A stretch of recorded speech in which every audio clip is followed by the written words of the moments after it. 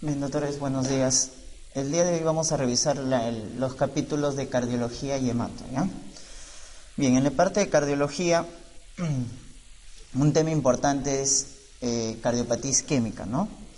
Bien, acá hay que, antes que nada, recordar la vasculatura, en todo caso, arterial del corazón, ¿no? Entonces, recuerden que hay, o que tenemos, lo que viene a ser la arteria coronaria derecha, por un lado, ¿no? Y por el otro lado la arteria coronaria izquierda, ¿no? Las ramas de la coronaria derecha, recuerden, son para el sistema sinusal, ¿no? La primera ramita para el nodo sinusal, para el nodo auriculoventricular, y la más importante, la arteria descendente posterior. La arteria descendente posterior, que justamente en el 80% de los pacientes es rama de la coronaria derecha. Por eso se denomina eso dominancia cardíaca derecha. ¿Por qué la dominancia cardíaca es derecha? Porque la arteria descendente posterior es rama de la coronaria derecha. En el caso del lado izquierdo, el tronco coronario izquierdo da dos ramas importantes, ¿no? La arteria descendente anterior y la arteria circunfleja. La descendente anterior da sus ramas septales, ¿no? Septales y diagonales, y la circunfleja marginales, ¿no? De esta, la más importante es la descendente anterior, porque irriga la mayor parte del ventrículo izquierdo. Irriga la mayor parte del ventrículo izquierdo. Y la circunfleja va a irrigar la parte lateral, ¿no?, del corazón.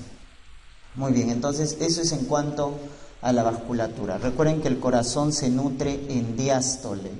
El corazón se nutre en diástole.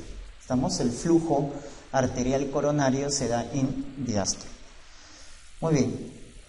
Entonces, con lo que respecta a lo que es la cardiopatía isquémica, ¿no?, que es la primera causa de insuficiencia cardíaca, no se olviden, primera causa de insuficiencia cardíaca.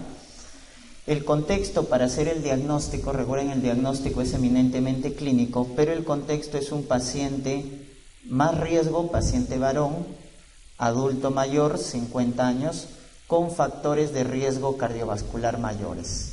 ¿Cuáles son los factores de riesgo cardiovascular mayores? Tabaco, diabetes, hipertensión, dislipidemia. Esos son los 4 factores de riesgo mayores, ¿no? Modificables. Tabaco, diabetes, hipertensión, dislipidemia. Entonces, si yo tengo un paciente varón, adulto mayor, con factores de riesgo y viene por un cuadro de dolor torácico, lo primero que debo descartar es una cardiopatía isquémica. La primera causa, o la causa más importante de cardiopatía isquémica, es la ateroesclerosis, ¿ya? Recuerden, el proceso de ateroesclerosis, que es un proceso inflamatorio crónico de las paredes arteriales, va a generar obstrucción de las arterias coronarias.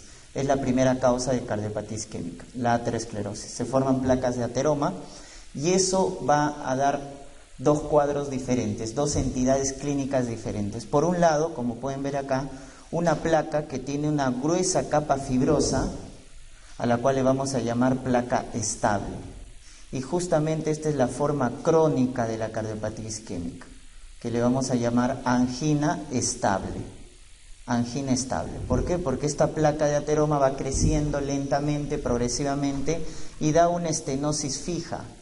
Va a producir un desbalance entre la oferta y la demanda de oxígeno, pero de manera lenta, de manera progresiva, ¿no? En cambio, por el otro lado, miren, esta placa de ateroma tiene su capa fibrosa delgada, que lo que va a pasar, se va a romper, y al romperse se va a formar un trombo de forma aguda. Entonces, acá, en esta placa vulnerable, se va a producir el llamado accidente de placa o ruptura de placa. Y esto nos va a dar un cuadro agudo que conocemos con el nombre de SICA, síndrome isquémico coronario agudo. Y ese es el cuadro agudo de la cardiopatía isquémica. O muerte súbita también, ¿no? El paciente, recuerden, la principal causa de muerte súbita en pacientes adultos es la cardiopatía isquémica, el infarto. Entonces, como ven, son dos cuadros distintos, ¿no? Por un lado, la forma crónica, que es la angina estable, y por otro lado, el cuadro agudo llamado síndrome isquémico coronario agudo. Son dos entidades fisiopatológicas diferentes, como estamos viendo. En el cuadro de la angina estable, entonces, esta estenosis que va creciendo lentamente, cuando obstruye el 75% de la luz coronaria, recién va a dar clínica. Recién a la obstrucción del 75% de la luz va a dar clínica. Nos va a dar el dolor de pecho isquémico llamado angina al esfuerzo. Y cuando la obstrucción es al 90%, nos va a dar la angina al reposo. Por lo tanto, si nos preguntan de qué depende la clínica depende del grado de obstrucción de la arteria coronaria. Cuanto más obstruida, el paciente va a tener clínica, ¿no? Y va a ir empeorando. Por eso acá en la angina estable hay una clasificación de la Sociedad Canadiense, tiene 4 grados. Si el paciente no tiene limitación física, es grado 1.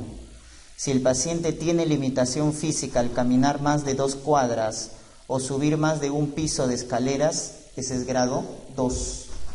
Y si el paciente tiene dolor de pecho, angina, limitación al caminar menos de 2 cuadras o al subir menos de un piso, ese es grado 3. Y el grado 4 es la angina al reposo. Entonces, ¿qué nos estamos dando cuenta? Que cada vez el paciente tiene mayor limitación. ¿Y eso de qué va a depender? De la obstrucción de la arteria coronaria, del grado de obstrucción. Por lo tanto, ¿qué clase o qué grado tiene una obstrucción severa? El grado 3 y el grado 4. Porque estos pacientes a la mínima actividad física tienen angina, tienen dolor torácico. Por lo tanto, ¿qué prueba les voy a solicitar a una angina estable grado 3, grado 4? Les voy a solicitar una coronariografía. Coronariografía para ver el grado de obstrucción de la arteria coronaria. Y de acuerdo a eso, indicar qué terapia de revascularización le voy a ofrecer, ¿no?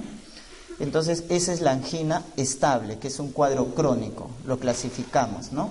La angina típica, no se olviden, es la que cumple los 3 criterios: el dolor opresivo en la región precordial, que se irradia al brazo izquierdo, a la mandíbula o al epigastrio, pero que calma con el reposo los nitratos y lo desencadenó el esfuerzo.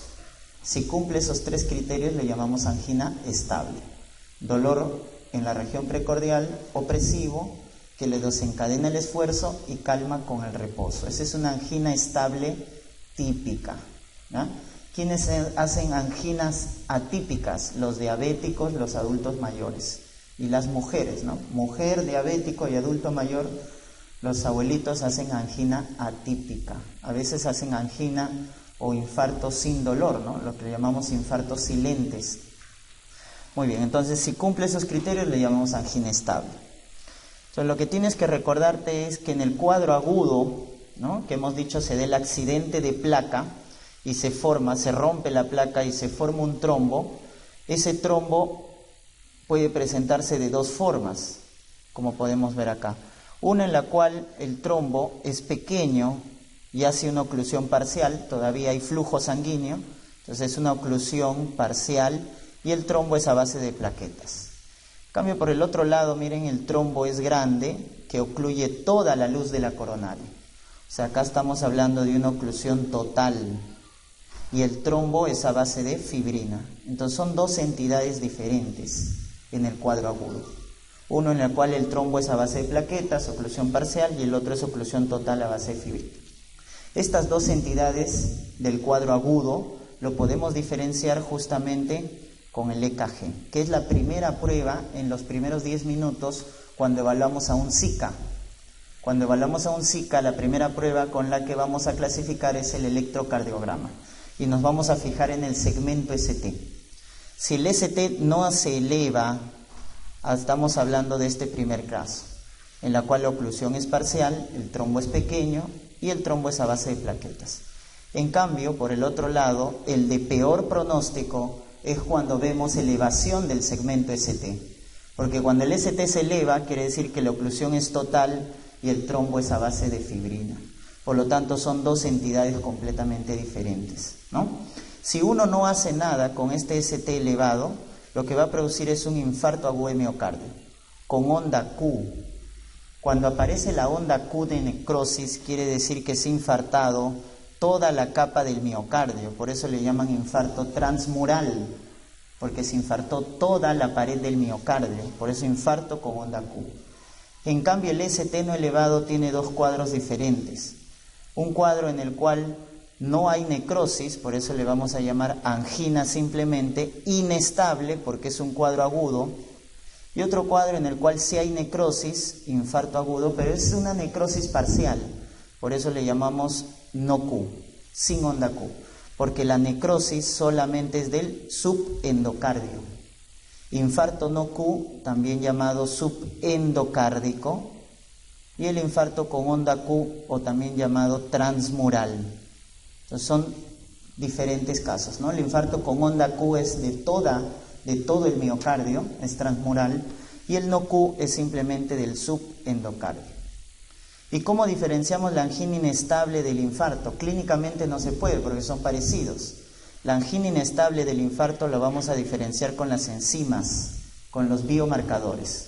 Y los más sensibles y específicos son las troponinas, ¿no? Entonces, en la angina inestable las enzimas van a estar negativas, en cambio en el infarto van a estar positivas. Y si es con onda Q todavía va a haber mayor elevación de las troponinas. Entonces, la diferencia entre angina inestable e infarto es con los biomarcadores, que vienen a ser las troponinas. Y de esa manera clasificamos, ¿no? Y acá podemos ver el tratamiento. ¿Cuál va a ser el tratamiento del ST no elevado? El ST no elevado, miren, el trombo es a base de plaquetas, todavía hay flujo. Entonces, acá el tratamiento es antiagregación plaquetaria más anticoagulación. Antiagregación plaquetaria más anticoagulación. Se hace antiagregación plaquetaria dual. Se da aspirina más clopidogrel. Y se da anticoagulación, enoxaparina, heparina de bajo peso molecular. Entonces, cuando a mí me mencionen un Zika ST no elevado, el tratamiento es antiagregación plaquetaria y anticoagulación. En cambio, si me mencionan el Zika con ST elevado, el tratamiento acá ¿cuál es? Reperfusión inmediata. Y la ventana terapéutica, no se olviden, para reperfundir al corazón es 12 horas. Reperfusión. Esta reperfusión lo podemos hacer con fármacos fibrinolíticos, que son baratos en relación al otro procedimiento, que es la angioplastía coronaria transpercutánea.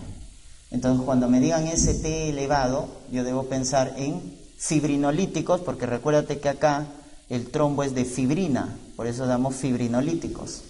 O angioplastía, ¿no? Con colocación de stem, porque la oclusión ha sido total. Entonces son dos cuadros diferentes. Como ven, en el cuadro agudo, el que nos ayuda a clasificar es el electrocardiograma y las enzimas cardíacas. En el cuadro agudo, en el Zika, el EKG y las troponinas nos van a definir el cuadro frente al cual estamos en el caso de la emergencia, ¿no?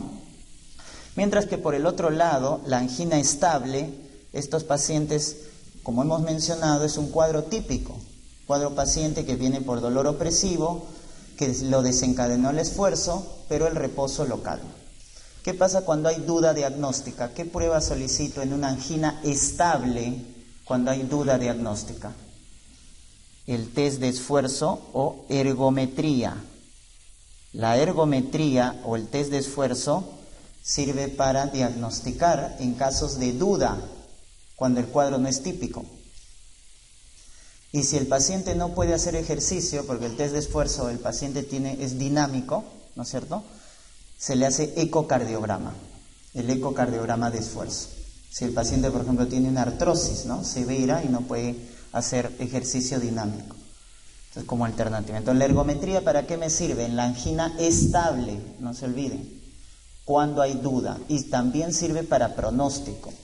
Nos va a clasificar en paciente de alto y bajo riesgo, ¿no? ¿Y cuál es el tratamiento en la angina estable? Lo primero que hay que dar es calmarle el dolor al paciente, los antianginosos. Nitrato es el antianginoso a corto plazo, es el sintomático, los nitratos. Pero el que mejora pronóstico de los antianginosos es el beta-block. Entonces, si me dicen antianginoso sintomático, nitratos. Antianginoso que mejora pronóstico, los beta bloqueadores, cardioselectivos, ¿no? Atenolol, metoprolol, ¿no? No se olviden la mnemotecnia, MBA, ¿no? Los cardioselectivos, es MBA, metoprolol, bisoprolol, atenolol. Entonces, estos cardioselectivos son los antianginosos que mejoran el pronóstico, porque a un paciente que le da isquemia o le da infarto, ¿para qué le doy beta block? Para prevenir las arritmias ventriculares. Por eso mejora el pronóstico, porque le bajo el tono simpático y prevengo las arritmias ventriculares. Prevención de arritmias es el beta block. Luego que le he calmado el dolor dándole antianginosos, ahora hay que darle antiagregantes plaquetarios. Ahí tenemos aspirina, clopidogrel. Luego que le hemos dado antiagregación plaquetaria, al paciente le vamos a dar un estabilizador de la placa de ateroma, estatinas. Las estatinas estabilizan la placa de ateroma. Las más potentes, rosuvastatina y atorvastatina. ¿Cuál de estas dos interactúa con el citocromo P450? La atorvastatina es la que tiene interacción con el citocromo. Por eso la rosuvastatina es más caro, porque no tiene interacción con el citocromo. Y finalmente le damos los antirremodeladores. ¿Quiénes son los antirremodeladores? Los YECAS son los antirremodeladores. Y ese es el manejo de la angina estable. A la angina estable le voy a dar antianginoso, nitrato, beta block, antiagregación, aspirina, clopidogrel, estatinas para estabilizar la placa de ateroma y YECAS como antirremodelador. Y cuando me digan Zika, ese es el cuadro agudo, le tomo el EKG y veo el ST, ¿no? ST no elevado, antiagregación plaquetaria y anticoagulación. Si el ST está elevado, fibrinolíticos o angioplastía. Eso tiene que estar claro ya en relación al tratamiento. Muy bien. A veces toman bastante confusión la diferencia entre angina inestable y lo que es la angina estable. Entonces, si a mí me preguntan cuál es la diferencia entre estos dos, la diferencia es clínica, doctores. En cambio, entre angina inestable e infarto, ahí la diferencia sí es por marcadores, con troponinas, ¿no es cierto? Pero entre estable e inestable, la diferencia es clínica. Entonces, ¿cuáles son las 5 formas de angina inestable? Es lo que te debes recordar. Es la angina que se presenta al reposo. Porque hemos dicho que el estable lo desencadena el esfuerzo. Hemos dicho la angina estable es un dolor en la región precordial de tipo opresivo que se irradia al brazo izquierdo, mandíbula o la zona del epigastrio. Generalmente dura menos de 20 minutos. Se autolimita. ¿Por qué? Porque calma con los nitratos o los reposos. Pero ¿quién lo desencadenó? El esfuerzo físico, mental. Entonces, eso es angina estable, ¿no? Aquel dolor que se autolimita, calma con el nitrato, con el reposo, lo desencadenó el esfuerzo. Pero si al paciente le da angina al reposo, eso es inestable.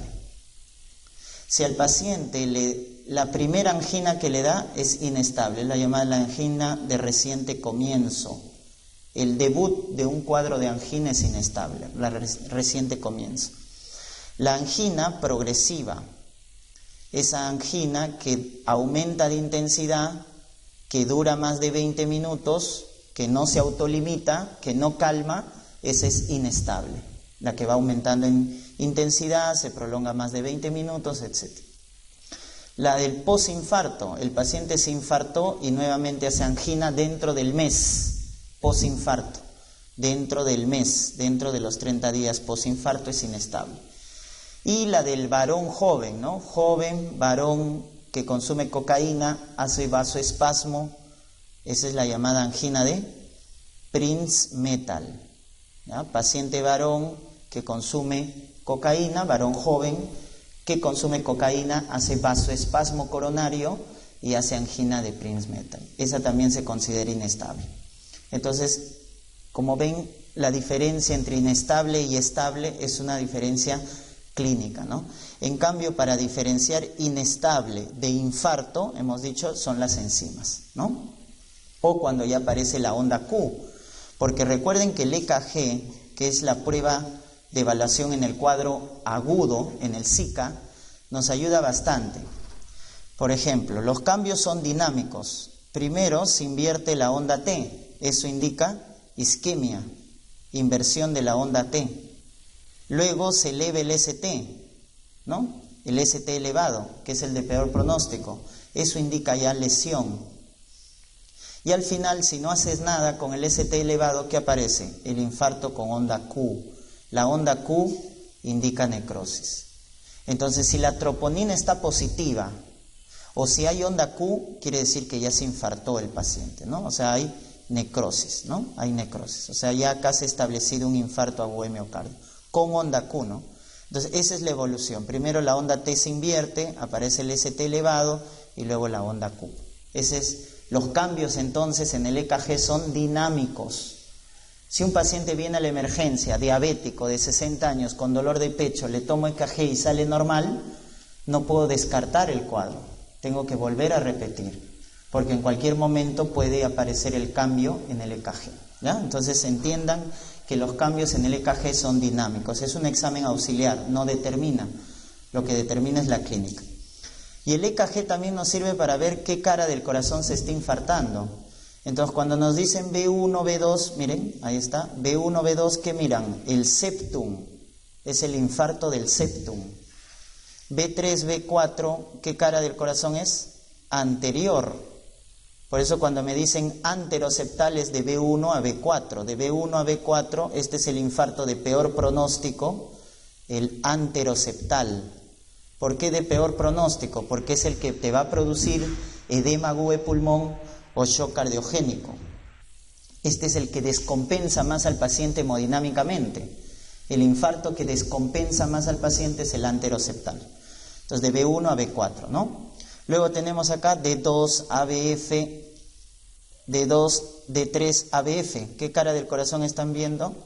La diafragmática o inferior. La cara inferior o diafragmática, como pueden ver acá, es D2, D3, ABF. ¿Estamos? Ahí está, cara inferior. Y la cara lateral es esta de acá, ¿no? B5, B6, ¿no? Lateral baja. Y D1, ABL, lateral alta, ¿no? Entonces, lateral tenemos dos, lateral alta, lateral baja. Lateral alta es D1, ABL y baja es B5, B6. Y con eso tenemos las tres caras del corazón. El corazón tiene tres caras, la cara anterior, la cara inferior, la cara lateral. Entonces tenemos las tres caras del corazón con las derivaciones, ¿no? El infarto que no se ve en un EKG convencional es la del ventrículo derecho, esa no se ve, o de cara posterior, o sea, de la parte posterior, estas no se ven, del ventrículo derecho ni la de cara posterior, son las que no se ven en un EKG convencional. Una vez que hemos hecho el diagnóstico en el cuadro agudo, en el paciente con Zika, una vez que hemos hecho el diagnóstico, el score pronóstico que nos pueden preguntar es KILIP. KILIP es el score pronóstico. Entonces, clase 1 es el paciente que no tiene repercusión hemodinámica. Recuerden que KILIP es clínico radiológico. Entonces, si no tiene repercusión hemodinámica, es KILIP 1. KILIP 2 es aquel paciente en el cual ya hay crépitos, hay congestión pulmonar, pero en menos del 50% del hemitórax, o sea, en las bases. Solo hay crépitos en las bases. Porque si el crépito es más del 50%, ya hablamos un edema agudo de pulmón cardiogénico. Este es KILIP 3, donde la presión capilar pulmonar es más de 25 milímetros de mercurio. Presión capilar pulmonar más de 25 milímetros de mercurio. Y clase 4 es el llamado shock cardiogénico. Shock cardiogénico, donde además de haber congestión pulmonar, este paciente tiene hipotensión, ¿no? Tiene hipotensión. Entonces, además de edema agudo, tiene hipotensión. Entonces, ahí es shock cardiogénico. Entonces, esto nos evalúa el pronóstico del paciente, ¿no? Entonces, paciente estable es clase 1, clase 2, está estable hemodinámicamente. Paciente inestable, clase 3 y clase 4. ¿De qué depende esto? ¿De qué depende la repercusión hemodinámica? De la extensión de la necrosis del ventrículo izquierdo. Si el ventrículo izquierdo se necrosa 25%, va a dar edema agudo de pulmón. Si el ventrículo izquierdo se necrosa más del 40%, va a producir shock cardiogénico. Entonces, ¿de qué depende la repercusión hemodinámica? De la extensión de la necrosis en el ventrículo izquierdo. Cuanto hay más necrosis, va a haber mayor repercusión hemodinámica. ¿Ya? 25% edema agudo de pulmón, más de 40% shock cardiogénico. Muy bien. Y las terapias de revascularización me pueden preguntar en el capítulo de cardiopatía isquémica, que tenemos estas tres, ¿no? Fibrinólisis y angioplastía es para el cuadro agudo, para el cuadro de Zika. ¿Cuándo? Cuando tengo, ¿qué cosa? ST elevado. Cuando tengo ST elevado, revascularizar, porque se ha tapado toda la luz de la coronaria. Tenemos dos opciones, fibrinolíticos, fármaco o angioplastía. En vez de elevación de ST, también, ¿qué te pueden decir? Una arritmia, ¿no es cierto? Bloqueo completo de rama izquierda. Es lo mismo, ST elevado o bloqueo completo de rama izquierda es lo mismo que ST elevado, por lo tanto debo dar revascularización. Y angioplastía o cirugía de bypass es lo que hacemos para el paciente crónico, o sea, para el paciente con angina estable. ¿Pero qué grado? ¿Qué grados eran los de peor pronóstico? Grado 3 y grado 4, al que le hacíamos coronariografía, ¿se acuerdan? Al grado 3 y grado 4 de acá, como la clínica era severa, eso traduce que la obstrucción es severa. Le hago coronariografía y dependiendo del grado de obstrucción, le voy a dar angioplastía o cirugía de bypass para el cuadro crónico. Entonces, fibrinólisis es fármacos, son de elección cuando el paciente viene temprano, en las primeras 3 horas. Pero recuerden que la ventana terapéutica es ¿cuánto? Hasta 12 horas es la ventana terapéutica, pero tienen mayor eficacia en las primeras 3 horas. Pasadas las 3 horas ya pierde la eficacia. Por eso, pasadas las 3 horas, mejor es angioplastía, pasadas las 3 horas, de iniciado los síntomas. ¿Ya? No se olviden, entonces no se confundan, la ventana terapéutica es 12 horas. Si el paciente viene en las primeras 3 horas, mejor es darle fibrinolíticos, porque es más barato, más disponible y tiene alta eficacia. Pasadas las 3 horas, el fármaco pierde eficacia, por lo tanto lo mejor sería darle angioplastía, pasadas las 3 horas. Otra forma de indicar estos dos tratamientos para decidir es si el paciente está estable o inestable. Si está estable, fibrinolíticos. Si está inestable, angioplastía. Eso lo vemos con el KILIP. Entonces, KILIP 1, KILIP 2, fibrinólisis. KILIP 3, edema agudo de pulmón. O KILIP 4, shock cardiogénico. ¿Estamos? KILIP 1, 2, fibrinolíticos, está estable. Inestable, angioplastía. Y la otra es cuando hay contraindicaciones, pues, ¿no? Si hay contraindicaciones para fibrinolíticos, no le puedo dar. Entonces, ¿cuáles son esas contraindicaciones para dar fibrinólisis? Cuando el paciente tenga un ACV isquémico hemorrágico, un aneurisma cerebral o neoplasia intracerebral, cuando tenga TEC severo o cuando tenga hemorragia activa o disección de aorta. Recuérdense las contraindicaciones absolutas para fibrinolizar. Entonces, en ese caso, ¿qué le voy a dar? Angioplastía, porque está contraindicado la fibrinólisis. Entonces, la contraindicación para fibrinólisis es ACV, aneurisma o neoplasia intracerebral, TEC severo, hemorragia activa, disección de aorta. No puedo dar fibrinolíticos. ¿Cuáles son los mejores fibrinolíticos? Los activadores del plasminógeno tisular recombinante. Son los mejores.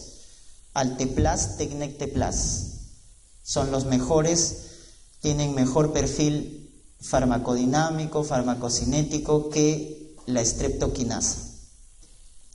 La streptokinasa, ¿no? Entonces, los mejores son los activadores del plasminógeno tisular. Muy bien, y en cuanto a la angioplastía, hay que colocar, ¿no es cierto?, la colocación del stent, ¿ya? Muy bien. Entonces ya saben cómo en el cuadro agudo diferenciar, ¿no? Fibrinólisis y angioplastía. ¿Estamos? Muy bien. Si nos preguntan quién tiene mayor eficacia, de hecho la angioplastía, porque es terapia endovascular, ¿no? Pero cuesta mucho. Entonces, mucha logística, ¿no? Hay que tener una unidad de cardiología intensiva, etcétera. Entonces, cuesta mucho. Por eso, si viene en las primeras 3 horas y está estable, fármacos. Pero si viene tarde, más de 3 horas, está inestable, angioplastía. Muy bien. En el cuadro crónico, o sea, para el paciente con angina estable, si es de grado severo, le tengo que revascularizar. Y eso va a depender del grado de obstrucción. Entonces, tienen que acordarse las indicaciones de cirugía de bypass. ¿Cuándo voy a operar al paciente? Cuando está lesión de un vaso, cuando está comprometido el tronco de la coronaria izquierda, más del 50%. Si hay una obstrucción, más del 50% del tronco de la coronaria izquierda, cirugía de bypass. Lesión de 2 vasos, donde uno de ellos es la descendente anterior, que está obstruido más del 70%. Lesión de 2 vasos, donde uno de ellos es la descendente anterior, obstruido más del 70%, va a cirugía de bypass. O lesión de 2 vasos y es diabético, también va a cirugía de bypass. Diabético con lesión de 2 vasos, cirugía. Y lesión de 3 vasos. Si hay lesión o compromiso de 3 vasos, de hecho va a cirugía de bypass. Y esas son las 3 indicaciones que tienen que acordarse. Lesión de un vaso, tronco de la coronaria, 2 vasos, cuando uno de ellos es la descendente anterior o diabético, o 3 vasos. Si no cumple esos criterios, ¿a dónde lo mando al paciente? Angioplastía. Si no cumple esos criterios, ya no le ofrezco cirugía, sino angioplastía. ¿Cuál es el mejor injerto para la cirugía de bypass? La arteria mamaria interna izquierda. Es el mejor injerto. Luego viene la vena safena, ¿no es cierto?, interna. La vena safena interna como segunda opción. La que tiene menos riesgo de oclusión es la arteria mamaria interna. Muy bien, entonces eso es en cuanto a lo que viene a ser la cardiopatía isquémica, ¿no? ¿De qué se muere un paciente con cardiopatía isquémica? De arritmias. La primera causa de muerte súbita de un paciente son arritmias, a corto plazo. A largo plazo, insuficiencia cardíaca. ¿De qué se muere a corto plazo? Arritmias. A largo plazo, de insuficiencia cardíaca. Muy bien. Ya está. Eso es con respecto a cardiopatía isquémica. Luego vamos a ver el segundo tema, hipertensión arterial, ¿ya? En hipertensión arterial, recuerden que hablamos de estadio 1, cuando es más de 140, más de 90, y estadio 2, más de 160, más de 100. No se olviden. ¿Ya? Estadio 1, 140, 90, 2, más de 160, 100. Muy bien. Entonces, la hipertensión arterial es una elevación sostenida de la presión. Lo más frecuente es que la hipertensión sea primaria o esencial. Eso es 95%. Primaria o esencial. Idiopática. Solo un 5% va a ser secundaria. ¿Y en quiénes voy a descartar hipertensión secundaria? En pacientes o muy jóvenes o muy adultos. O sea, si yo diagnostico en menores de 30 años o mayores de 55, 60 años, en edades extremas, debo descartar hipertensión secundaria. O sea, o muy adolescente, muy joven o muy abuelito, debo descartar hipertensión secundaria. Porque en el joven, ¿cuál es la causa de hipertensión arterial secundaria más frecuente? Coartación de la aorta. Y en el adulto mayor, ¿cuál es la causa de hipertensión arterial secundaria? Insuficiencia renal crónica terminal. Entonces, si viene un paciente con presión elevada y está entre los 30 y 50 años, lo más frecuente es primaria, idiopática. Si vienen los extremos, menos de 30 años, coartación de la aorta, más de 50 años, insuficiencia renal crónica terminal, ¿no? ¿Cuándo hay que descartar hipertensión secundaria? Entonces, uno es con la edad, lo segundo es cuando es refractaria. ¿Qué es hipertensión refractaria? Cuando le damos 3 fármacos y no controlamos. Entonces hay que descartar cuadros endocrinológicos, por ejemplo, ¿no? El feocromocitoma. Recuerden, la tríada del feocromocitoma es cefalea, diaforesis, palpitaciones, ¿no? Diaforesis, palpitaciones, cefalea. La tríada del feocromocitoma. Si me dicen mujer con obesidad troncal, con estrías rojavinosas, cara de luna llena, síndrome de Cushing, que también es causa de hipertensión secundaria. Si me dicen soplo abdominal y tiene hipertensión arterial, hipertensión renovascular. Recuerden que cuando hay estenosis de la arteria renal, ese flujo turbulento genera un soplo en el abdomen y eso es la hipertensión renovascular, ¿no? Entonces hay varias causas secundarias farmacológicas, corticoides, elevan la presión arterial. Entonces, ¿cuándo voy a descartar hipertensión secundaria? Cuando es muy joven o muy abuelito, cuando es refractaria, ¿no es cierto? O cuando lesiona órgano diana de manera rápida, cuando hace lesión de órgano diana de manera rápida. Muy bien, eso en cuanto a la clasificación, ¿no? Muy bien, luego tenemos justamente el daño de órgano blanco y 4 son los órganos que se afectan con la hipertensión. Una de ellas que te pueden preguntar es la retina, ya que tenemos la clasificación de Katie Wegener de la retinopatía hipertensiva, ¿no? Son 4 grados. El grado 1 es la vasoconstricción de las arterias. Entonces la arteria y la vena normalmente tienen una relación en el fondo de ojo de 1 a 2. Entonces acá la arteria es muy pequeña y la vena se vuelve más grande, 1 a 3. Eso, cuando se pierde la relación arteria-vena por la vasoconstricción, ese es grado 1. El grado 2 es los signos de cruce arteriovenosos. Y las arterias, por la intensa esclerosis, aumentan su reflejo luminoso. Por eso se le llama hilos de cobre, hilos de plata, porque aumenta el reflejo luminoso. Hilos de cobre, hilos de plata, ese es grado 2.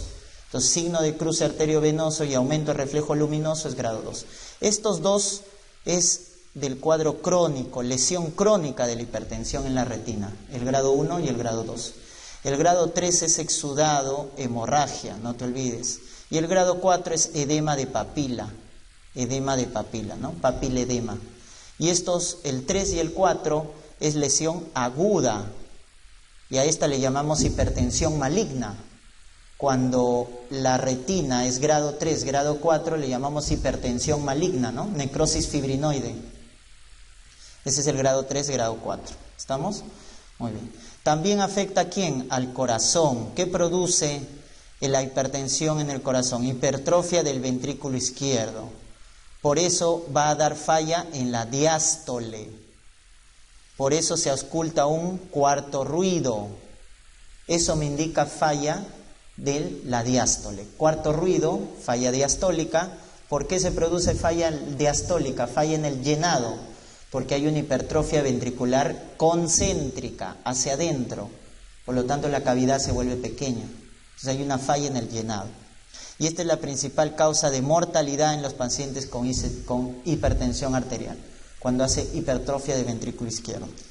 Acá no se olviden del criterio de Sokolov. Criterio de Sokolov, donde mido la onda S en B1 o B2 y les sumo la onda R en B5 o B6, ¿no? S en B1 o B2 más R en B5 o B6, más de 35 milímetros indica hipertrofia de ventrículo izquierdo. Muy bien. Otro órgano que sufre es el cerebro. Entonces el cerebro puede hacer ACV. ¿Cuál es el ACV más frecuente? Isquémico, por trombosis. Pero el más característico de la hipertensión es el hemorrágico, ¿no? ¿Dónde es frecuente la hemorragia en el ACV por hipertensión? En los ganglios basales, en putamen. La hemorragia putaminal tiene como causa más frecuente la hipertensión arterial. Pero lo más frecuente es el ACV isquémico por trombosis. Luego le sigue el hemorrágico por la rotura de los aneurismas de Charcot y Bouchard, ¿no? Donde la localización más frecuente es ganglio basal. Y la emergencia, que es la encefalopatía hipertensiva. La encefalopatía hipertensiva. Y el otro órgano que daña es el riñón. ¿Qué hace la hipertensión? Produce angioesclerosis. Angioesclerosis, o sea, daña los vasos. Y es la segunda causa de insuficiencia renal crónica terminal, porque la primera causa es diabetes. La segunda causa de insuficiencia renal crónica en adulto mayor es hipertensión, por angioesclerosis. Y esos son los 4 órganos que se van a afectar por una hipertensión, ¿no? Otra cosa importante, el tratamiento, el manejo. Lo más importante, no se olviden, es las medidas no farmacológicas, ¿ah? En cardiología siempre tengan en cuenta que lo más importante es las medidas no farmacológicas, los cambios en los estilos de vida. Y en la hipertensión, la mejor medida es la disminución de peso. Bajar de peso es la medida que más baja la presión arterial. Luego está la dieta DASH, la dieta hiposódica, ¿no? El consumo moderado de alcohol, recuerden que es cardioprotector. Consumo moderado de alcohol es cardioprotector. Muy bien, ustedes recordarán que presión arterial es igual a gasto cardíaco por resistencia vascular periférica. Eso es hipertensión. Esa es la presión arterial, ¿no? Entonces, cuando yo tengo hipertensión, debo bajar o ya sea el gasto cardíaco o ya sea la resistencia. ¿Quiénes bajan el gasto cardíaco? Los beta block. Bajan el gasto cardíaco. ¿Por qué? Porque bajan la frecuencia cardíaca. ¿Quién más baja el gasto cardíaco? El otro que baja el gasto cardíaco son los diuréticos, porque disminuyen la volemia. Y los que bajan la resistencia vascular periférica son los vasodilatadores. ¿Quiénes están ahí? Los YECAs y los calcio antagonistas, que son vasodilatadores. Y cuando el paciente no tolera los YECAs, ¿qué le damos? ARA2. Cuando no tolera, ¿no? Por la tos seca, le damos los ARA2. Y esos son los 5 antihipertensivos de primera línea, ¿ya? Los beta block, ¿cuándo lo vamos a indicar? Cuando el paciente tiene hipertensión más angina de pecho. Cuando el paciente tiene hipertiroidismo. Cuando el paciente tiene migraña. O cuando el paciente tiene arritmias supraventriculares. En esos 4 casos es de elección los beta block. ¿Estamos? Angina, hipertiroidismo, migraña, arritmias supraventriculares. ¿Y cuándo están contraindicados? Cuando tiene el paciente broncoespasmo o enfermedad arterial periférica. Si el paciente tiene enfermedad arterial periférica, ¿se acuerdan del paciente fumador, ¿no? Cuando tiene claudicación de miembros inferiores, ¿cuál es el diagnóstico? Paciente fumador con claudicación de miembro inferior. La tromboangeitis obliterante. Es una forma de enfermedad arterial periférica. Ahí está contraindicado los beta block. Cuando al frío, ¿no es cierto?, nos da cianosis en las manos y hay un cambio de coloración, el fenómeno de Raynaud, ahí también está contraindicado los beta block. Entonces no te olvides, los beta block no puedo dar cuando hay enfermedad arterial periférica o broncoespasmo, ¿no? Cuando son no cardioselectivos. Diuréticos, el diurético que se emplea para hipertensión es tiazida, a dosis bajas, ¿no? 12.5, 25 miligramos. Estos bajan la mortalidad en el paciente hipertenso. Son los más antiguos, son los primeros en utilizarse para la hipertensión. Este es de elección en el abuelito, en el adulto mayor, que tiene la hipertensión sistólica aislada del anciano. En el paciente de raza afroamericana, que son retenedores de sal. Y en los pacientes con osteoporosis, porque la tiazida, no te olvides, reabsorbe calcio. Entonces, abuelito de raza afroamericana, osteoporosis, de elección tiazidas, ¿no? Y los YECAs, ¿en quién lo damos? Diabético, no te olvides. Hipertenso diabético, YECA. Hipertenso con proteinuria o microalbuminuria, YECA. Cuando hay síndrome nefrótico, proteinuria, microalbuminuria, el de elección es YECA, porque el YECA es el fármaco antiproteinúrico, ¿no? Antiproteinúrico. Y cuando hay enfermedad renal crónica, leve a moderada. Si paciente con enfermedad renal crónica leve moderada tiene niveles de potasio normal, le doy YECA. Porque no te olvides que la reacción adversa del YECA, aparte de la tos seca, es elevar el potasio, ¿no? Entonces, si el paciente tiene elevado el potasio, no le puedo dar YECA, porque lo puedo descompensar. Entonces, diabético, proteinuria, enfermedad renal crónica leve moderada o paciente ya con insuficiencia cardíaca, el de elección es YECA. Si no tolera, ARA2. Y calcio antagonistas, ¿en qué caso le damos? En la angina de Prinzmetal. No te olvides, angina de Prinzmetal, tratamiento calcio antagonistas. Cuando tiene fenómeno de Raynaud, tratamiento calcio antagonistas, ¿no? Y cuando la enfermedad renal crónica es severa.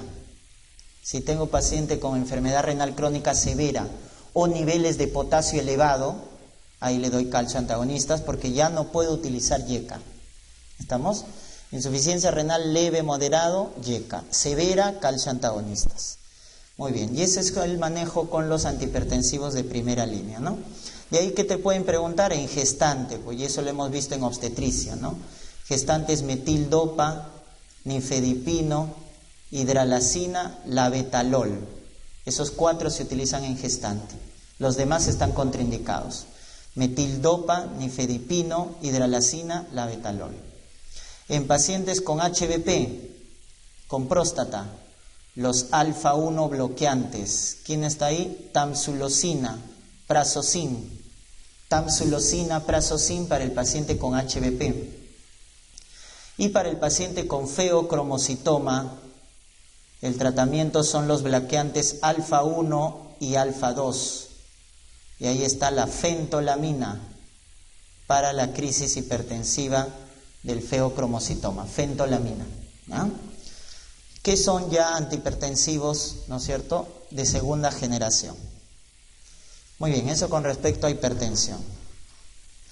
Con respecto a las enfermedades pericárdicas, ¿no es cierto?, las enfermedades pericárdicas, tenemos en este caso que el pericardio, que es la serosa del corazón, la que duele es el pericardio parietal, la que tiene sensibilidad, el pericardio parietal. Entonces, cuando se inflama la hoja parietal, vamos a tener la llamada pericarditis aguda,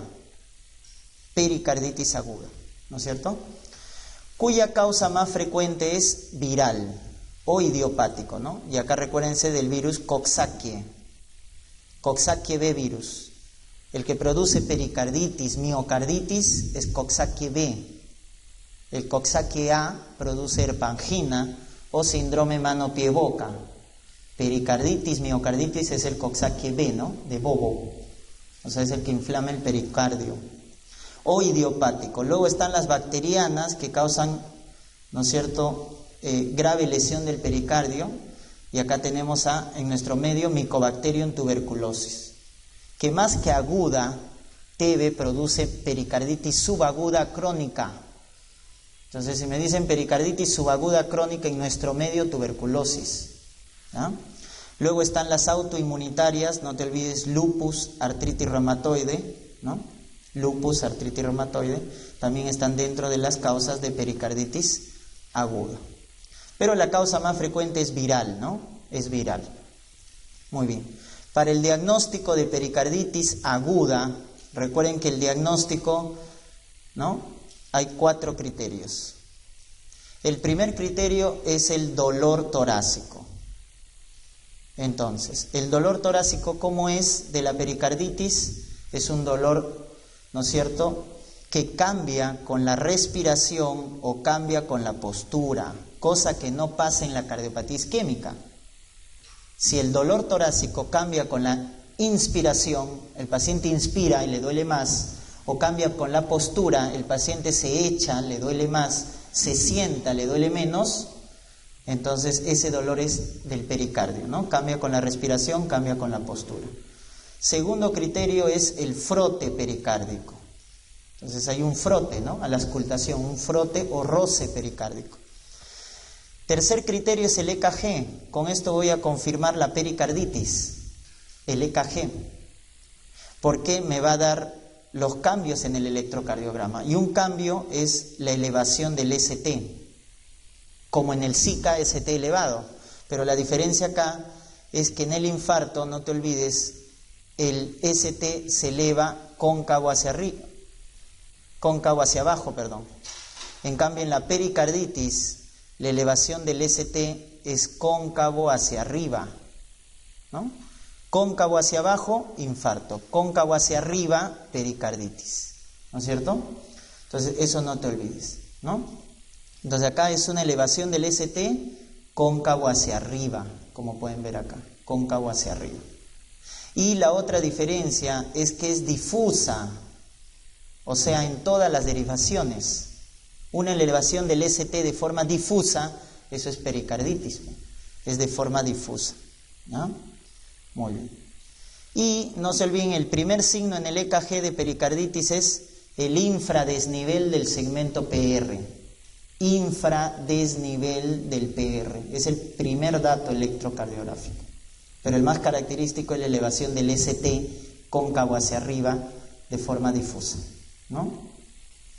Muy bien. Y el que me va a confirmar derrame pericárdico o efusión pericárdica es el ecocardiograma. Es el que confirma el derrame pericárdico.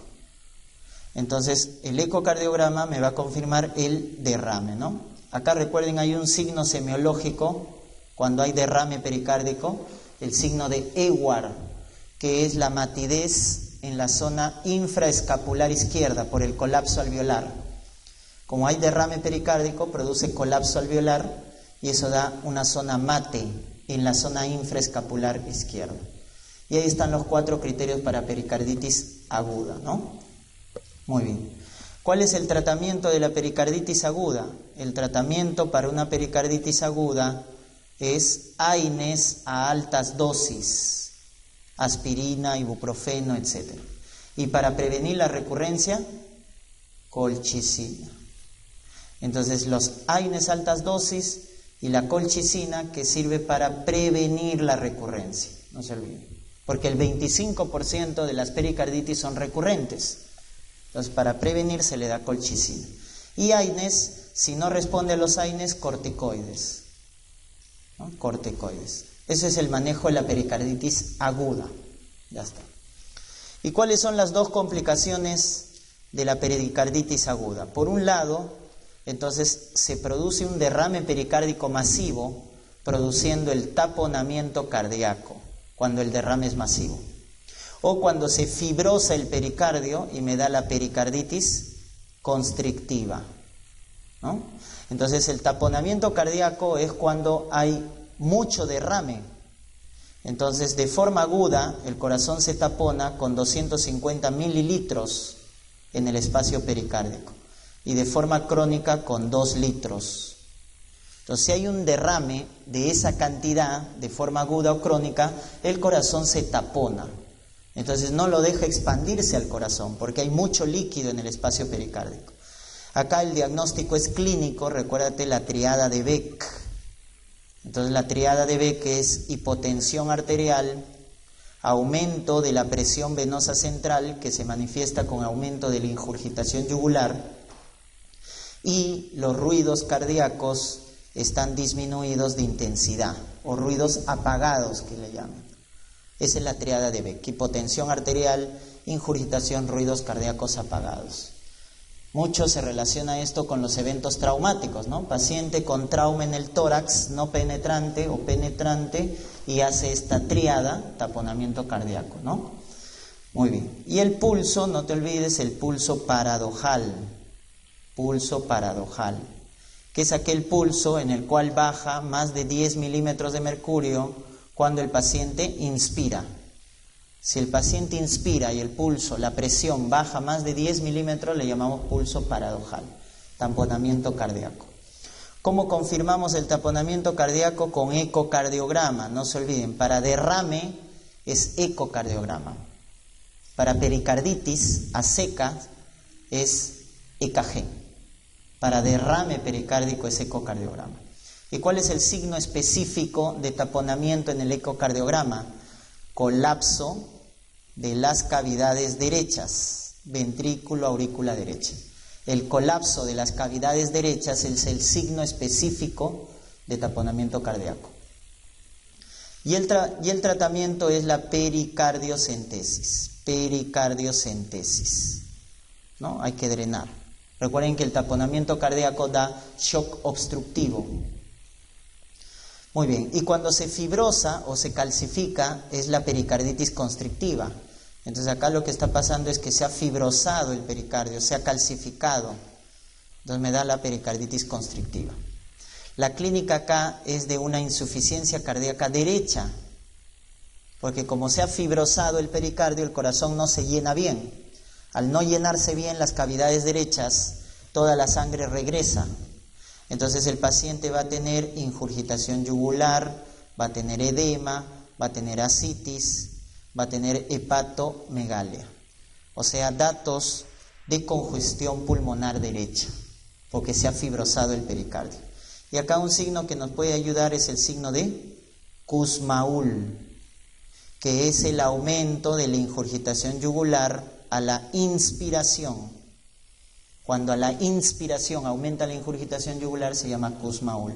Pero acá también podemos encontrar el pulso paradojal. No se olviden, el pulso paradojal está en taponamiento cardíaco más frecuentemente, pero también puede estar en pericarditis constrictiva, también puede estar en tromboembolismo pulmonar y en crisis asmática severa.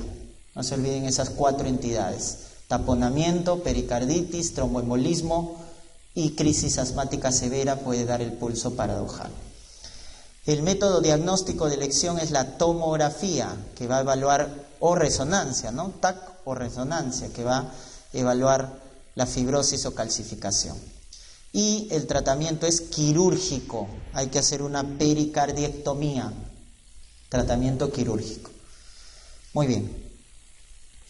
De los cuadros infecciosos en cardiología tenemos estos dos, ¿no? Endocarditis y fiebre reumática, ¿no? Son cuadros infecciosos. La endocarditis infecciosa tiene como causa importante en la etiología el que da hemocultivo positivo más frecuentemente, ¿no? En más del 50%, Staphylococcus aureus, también llamado estafilococo dorado o coagulasa positivo.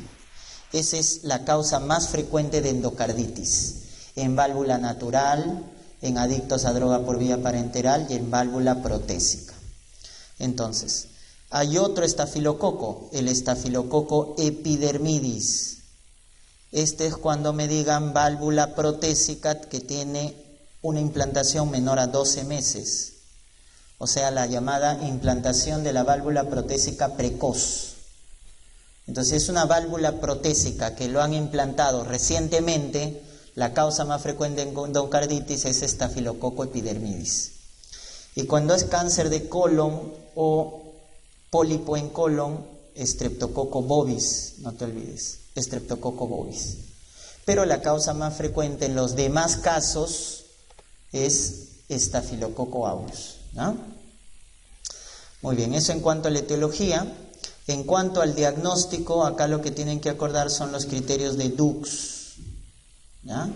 Y tienen que acordarse los criterios mayores. Entonces, ¿cuál es el criterio mayor? Hemocultivo, hemocultivo positivo. Luego, ecocardiograma positivo. O nuevo soplo de regurgitación.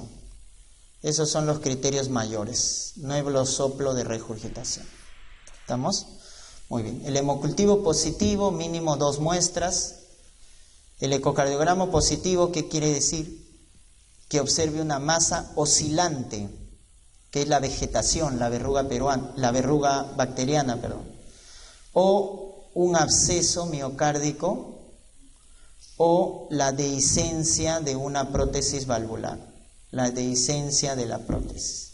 Eso es ecocardiograma positivo. ¿Estamos?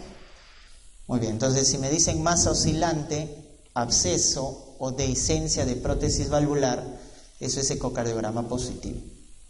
O el nuevo soplo, ¿no? Ya está. La sospecha clínica en endocarditis es fiebre y soplo. Fiebre y soplo cardíaco, debo descartar endocarditis. Pido hemocultivo, ecocardiograma.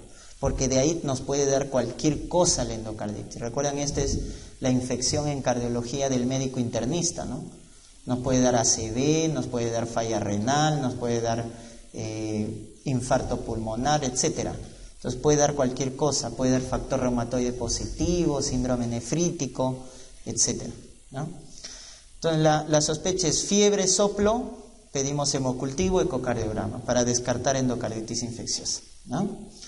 Muy bien. En cuanto a la prevención, recuerden que hay que prevenir cuando el paciente tenga una cardiopatía.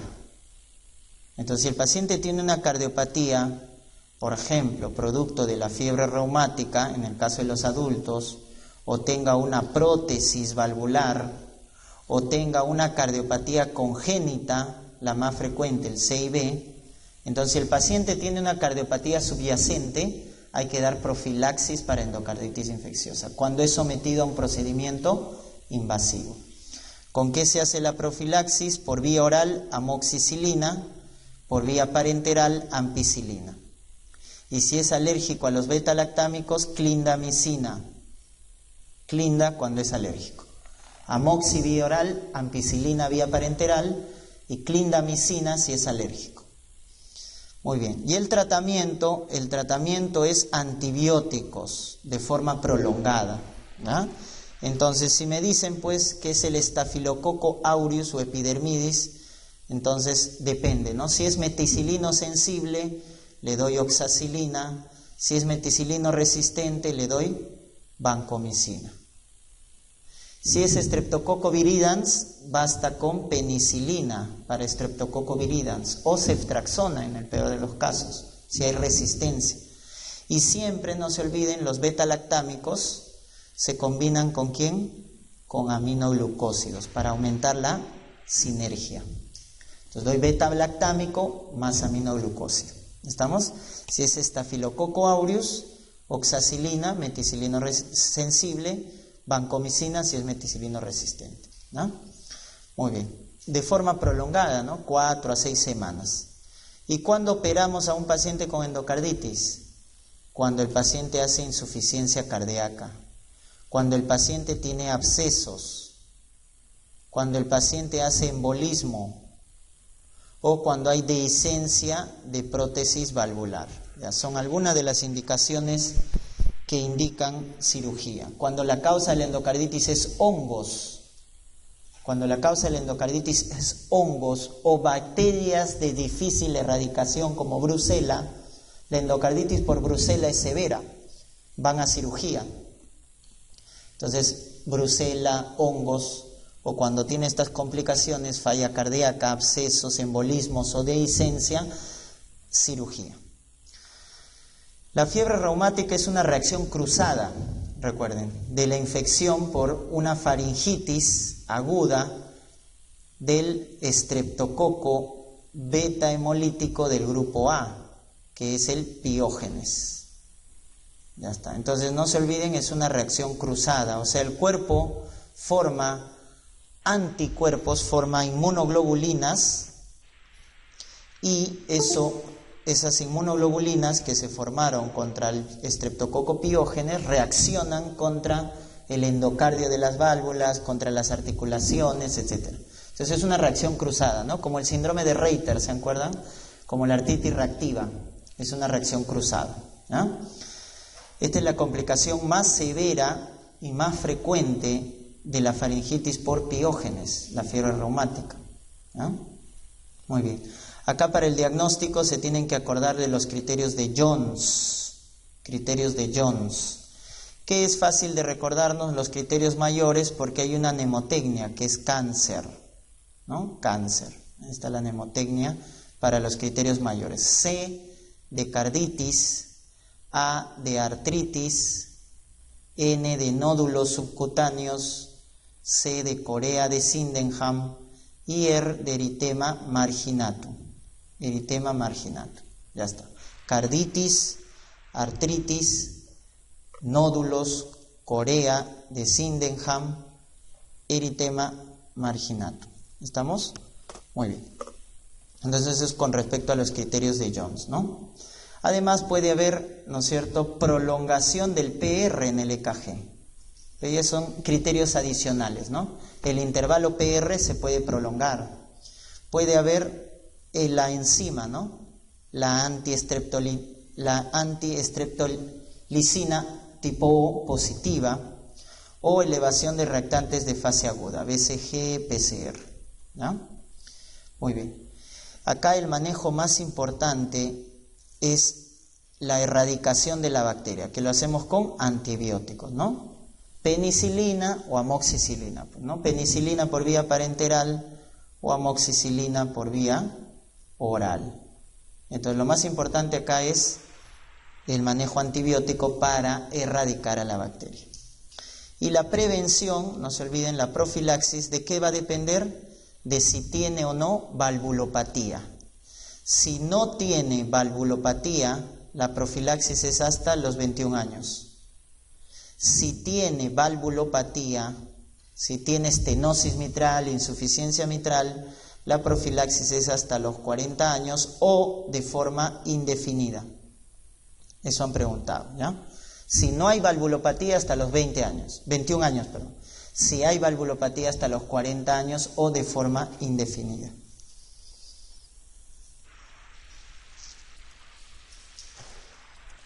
Muy bien. El otro tema importante es arritmias, ¿no? Arritmias. Ya está. En el caso de las arritmias, vamos a clasificarlas justamente de acuerdo a algunas alteraciones en el EKG, ¿no? Por ejemplo, el QRS. El QRS normalmente mide de 0.08 a 0.12 segundos. Entonces, ¿qué pasa si tengo un QRS normal? Si el QRS está normal, las arritmias se llaman supraventriculares o están en la aurícula. Pero si el QRS está ancho, le vamos a llamar arritmias ventriculares. Cuando el QRS está ancho, la arritmia está en el ventrículo, ¿no? Entonces, ¿quiénes son arritmias supraventriculares? Acá la vamos a clasificar en gente joven, ¿no es cierto?, que tiene corazón sano, y adulto mayor que tiene ya una cardiopatía, ¿no es cierto?, corazón enfermo.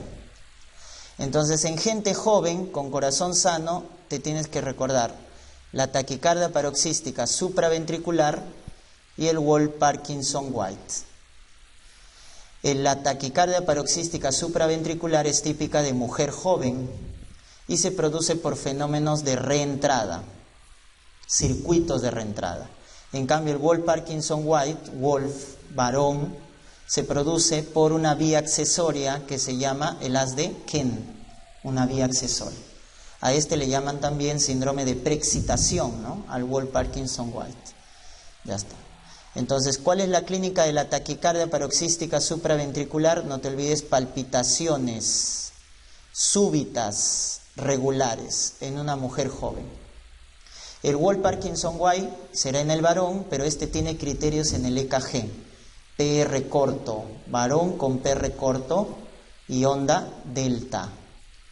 Entonces, un varón con PR corto, menos de 0,12 segundos, ¿ya? El PR corto, menos de 0,12 segundos, y presencia de onda delta es Wolff-Parkinson-White. El manejo en la taquicardia paroxística, no se olviden, lo primero es maniobra vagal, masaje del seno carotídeo. Si no responde, le damos fármacos, adenosina, y en el caso de Wolff-Parkinson-White, beta-block o calcio antagonistas. Y en ambos casos, si es recurrente, la arritmia es recurrente, estoy generando complicaciones, se hace ablación con radiofrecuencia. Ablación con radiofrecuencia. ¿Estamos? Cuando es recurrente. Esas dos arritmias yo tengo que acordarme cuando es en gente joven. En cambio, en el adulto mayor que tiene una cardiopatía estructural, la que yo me debo acordar es flutter auricular, o la otra que es la fibrilación auricular. Fibrilación auricular. ¿Cuál es la arritmia más frecuente? La arritmia más frecuente es la taquicardia sinusal.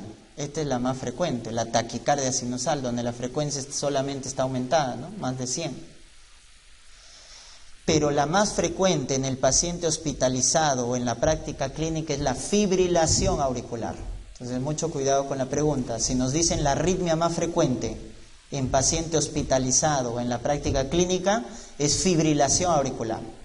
Pero simplemente si nos dicen la arritmia más frecuente, taquicardia sinusal. Ya está. En estas dos, un criterio es que no hay onda P, porque son ritmos extrasinusales. No hay onda P, ni en flutter ni en fibrilación. La diferencia es que en flutter el ritmo es regular y en fibrilación el ritmo es irregular. Por eso le llaman pulso arrítmico, ¿no? Más pulso deficitario. Ahí debo pensar pulso irregular, deficitario, fibrilación auricular. Esa es la fibrilación auricular, ¿no? Muy bien. Entonces, ¿qué es lo que está pasando en la fibrilación auricular? No hay contracción de la aurícula, no se contrae bien la aurícula, por lo tanto, no lleno bien al ventrículo y el gasto baja. Y al no contraerse bien la aurícula, hay éstasis de la sangre formándose trombos. Y ese es un problema importante de la fibrilación, que es el factor cardioembólico más importante. O sea, manda émbolos sistémicos. Entonces, justamente en el manejo de la fibrilación, lo primero que debes plantear es la anticoagulación. Y ahí te acuerdas de tu score CHATS S2, ¿no? CHATS S2.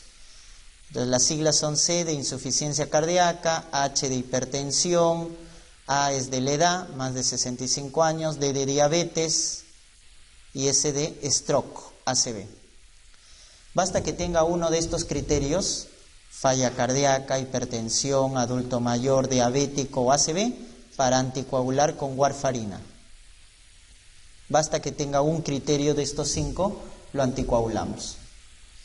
Segundo, debo controlar la frecuencia cardíaca. ¿Con qué controlo la frecuencia cardíaca?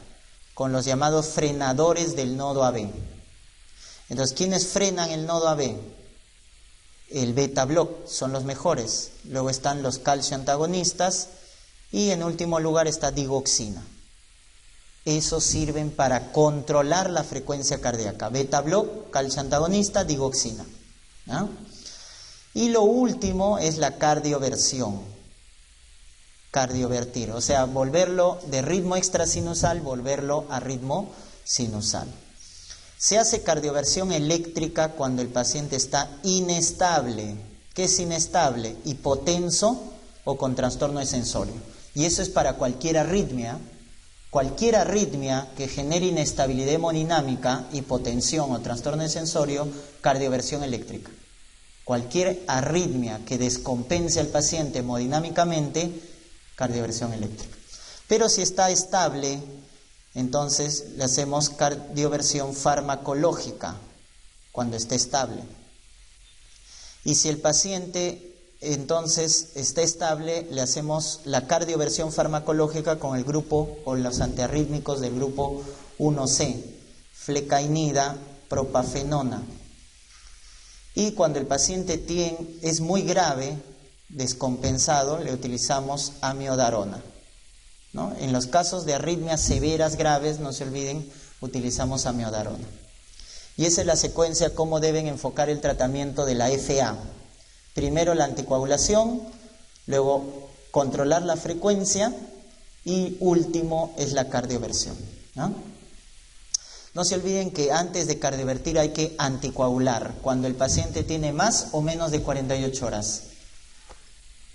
Si el paciente tiene menos de 48 horas, no tiene trombos, porque recién tiene 48 horas, por lo tanto, de frente, cardiorrevierto. ¿A quién voy a anticoagular primero? Cuando el paciente tiene más de 48 horas. A este paciente anticoagulo por 2 a 3 semanas. Y después recién cardiorrevierto. Cuando tiene más de 48 horas, primero anticoagulo y después cardiorrevierto. Muy bien, y de las arritmias ventriculares, acá tienes que acordarte, la extrasístole ventricular, cuya causa más frecuente es infarto agudo de miocardio. Y su tratamiento es con lidocaína, ¿no? Eso acuérdate, extrasístole es una contracción prematura y el antiarrítmico es lidocaína. Luego tenemos la taquicardia ventricular, ¿no? La taquicardia ventricular, hay una especial que se llama polimórfica, este es el llamado Torsades de Pons o taquicardia helicoidal también llamada, tiene varios nombres. La taquicardia ventricular polimórfica, torsades de Points o taquicardia helicoidal, cuyo factor de riesgo, no te olvides, es el QT largo, QT más de 0,40 segundos. ¿Y quién produce el QT largo? Calcio bajo, potasio bajo, magnesio bajo. Fármacos como un antihistamínico que es la terfenadina o macrólido, la eritromicina. Entonces, intóxicos organofosforados, ¿no? Estas son causas adquiridas, porque hay causas congénitas también, ¿no? Causas congénitas de QT largo que producen torsades de Points. Entonces, ¿cuál es el tratamiento para el torsades de Points adquirido? Sulfato de magnesio es el tratamiento para el torsades de Points. Y para las congénitas, beta-block. Para las congénitas, beta-block. Y para las adquiridas, que son las más frecuentes, sulfato de magnesio. Es el tratamiento del torsades de Points. Muy bien. Y luego tenemos la fibrilación ventricular, que es el ritmo caótico, ¿no? La fibrilación ventricular. Entonces, este es ritmo de paro, da paro cardíaco, ¿no? El gasto cardíaco es 0. Y acá el tratamiento es cardioversión eléctrica de frente, porque es el ritmo de paro. Entonces, si la cardioversión eléctrica se da 200 joules, si el desfibrilador es bifásico, y 360 joules si es monofásico, ¿no? La dosis de carga. 200 joules si es bifásico, 360 si es monofásico. Muy bien. Y cuando en una arritmia te mencionen PR largo, PR más de 0,20 segundos, entonces ¿de quién te están hablando? Del bloqueo auriculoventricular, PR largo, bloqueo AB, que son de 3 tipos, ¿no? Entonces, el tipo 1 es el más benigno, por decirlo así, porque justamente acá hay conducción lenta. O sea, después de cada P, siempre hay QRS. Entonces, no es que se bloquea en sí, simplemente hay una conducción lenta. Donde sí hay un verdadero bloqueo es en el grado 2, porque en el grado 2, en algún momento, después de la onda P, ya no va a aparecer el QRS. Ahí sí se ha bloqueado.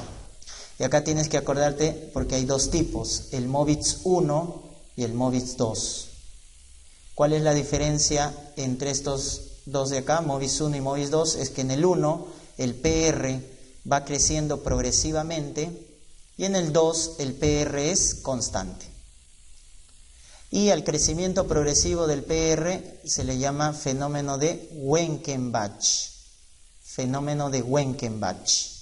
Al MOVITZ 1 se le llama fenómeno de Wenckebach, que es el crecimiento progresivo del PR.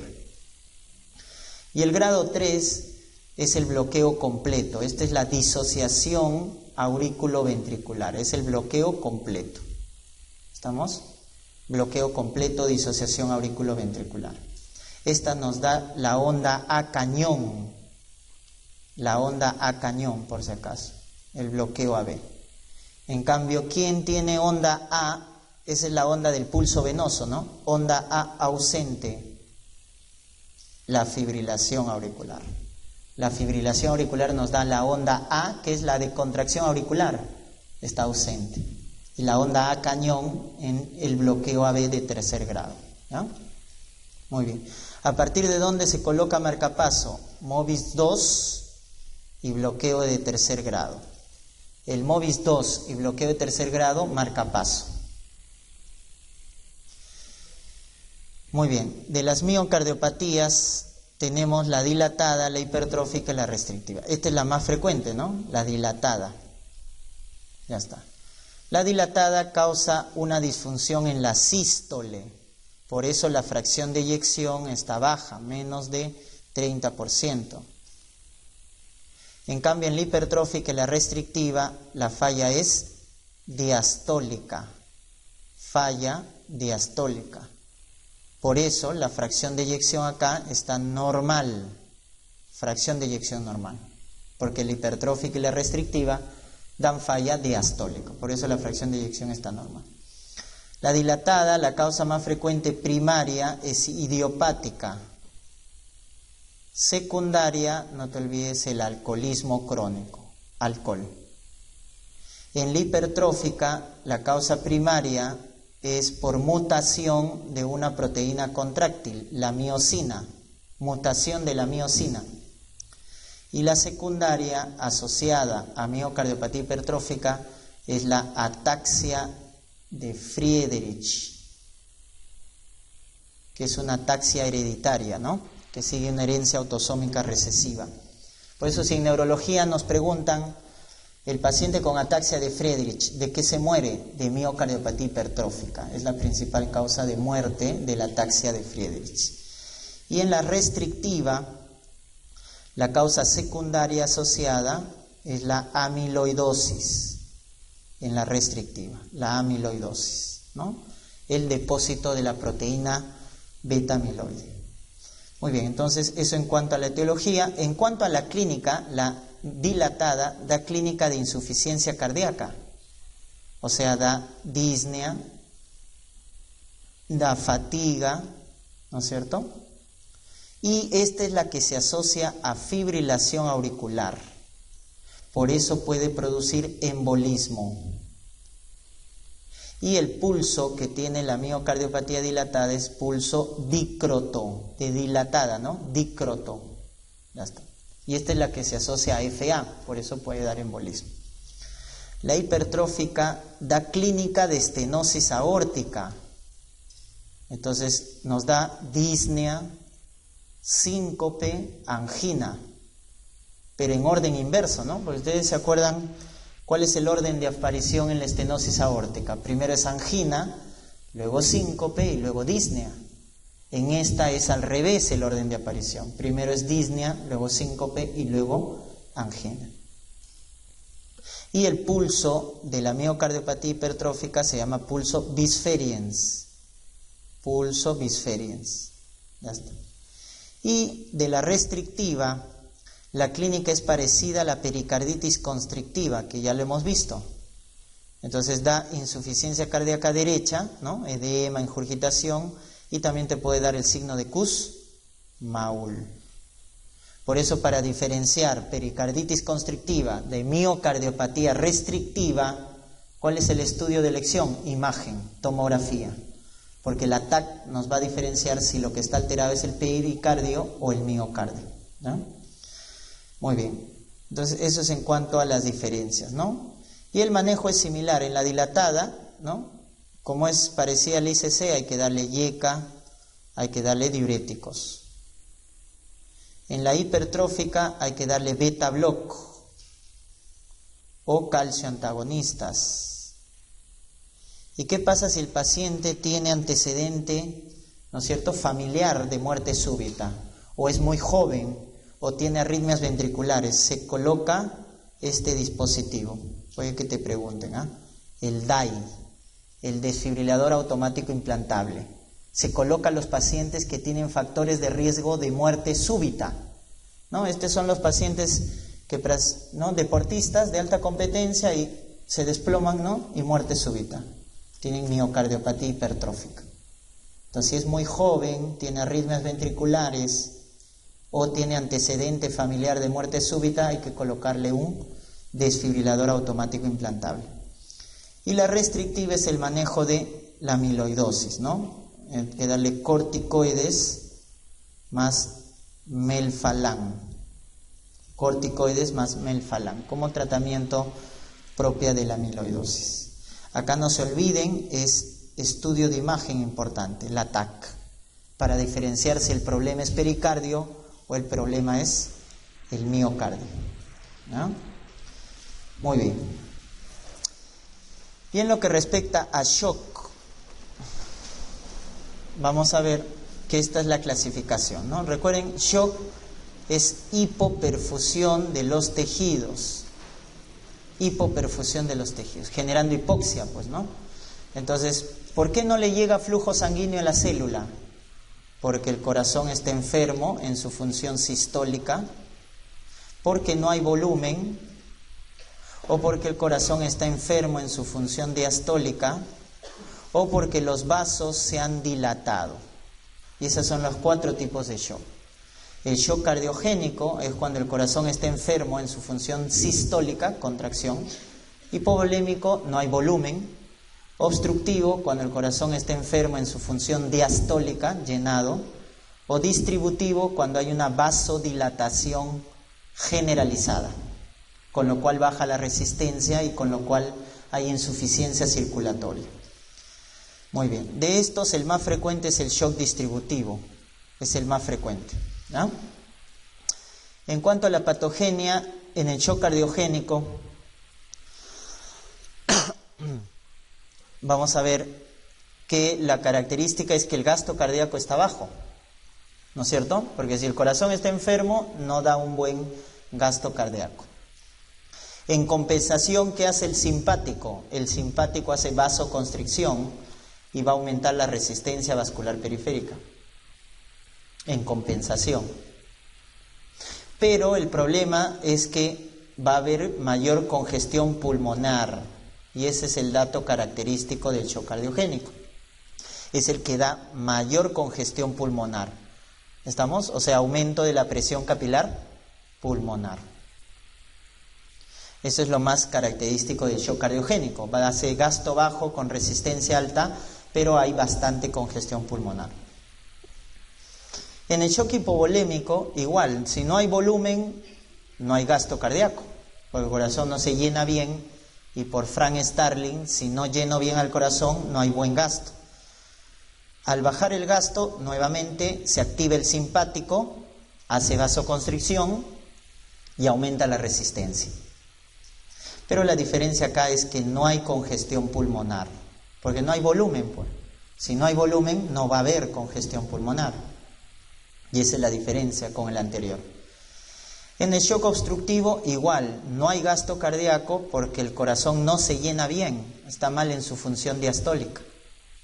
Nuevamente se activa el simpático, miren, estos dos cambios son iguales en los 3 tipos de shock, bajo gasto y resistencia alta.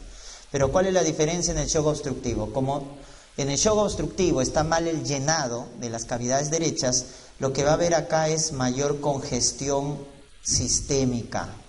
Y eso se va a manifestar con aumento de la presión venosa central. O sea, más ingurgitación yugular, más hepatomegalia, más ascitis. Mientras que en el shock cardiogénico la congestión es pulmonar, en el shock obstructivo la congestión es sistémica. Esa es la diferencia. Y en el distributivo, este sí se diferencia de todas, porque es un shock hipermetabólico, el gasto está elevado. Sin embargo, hay shock, porque el paciente está en hipermetabolismo.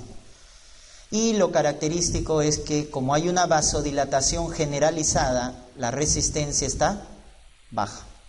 La resistencia está baja. ¿No es cierto? Muy bien. Y eso es lo característico. Pues si nos dicen un shock con gasto alto y resistencia baja, no hay otro. Es el shock distributivo.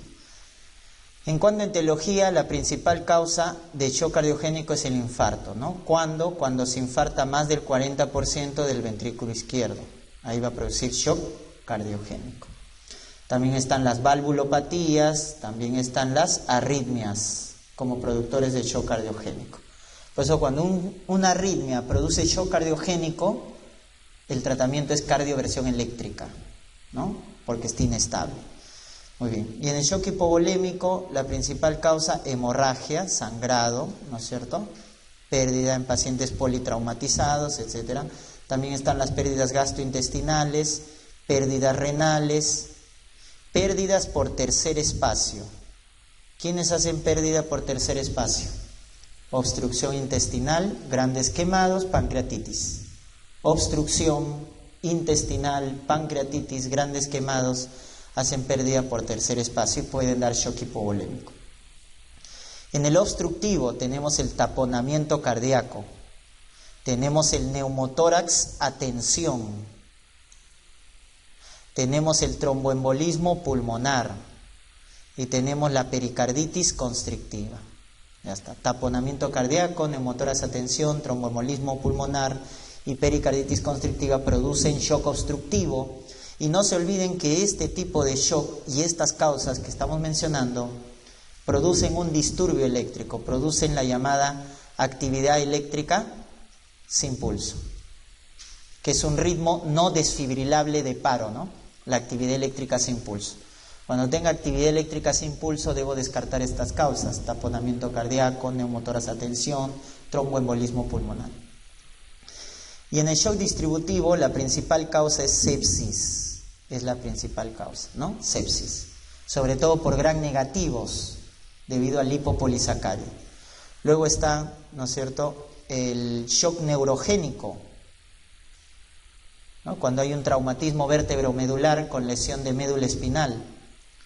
La crisis suprarrenal, el síndrome de Addison, ¿no? La crisis suprarrenal, insuficiencia suprarrenal aguda, la crisis addisonana, es una causa también de shock distributivo, ¿no?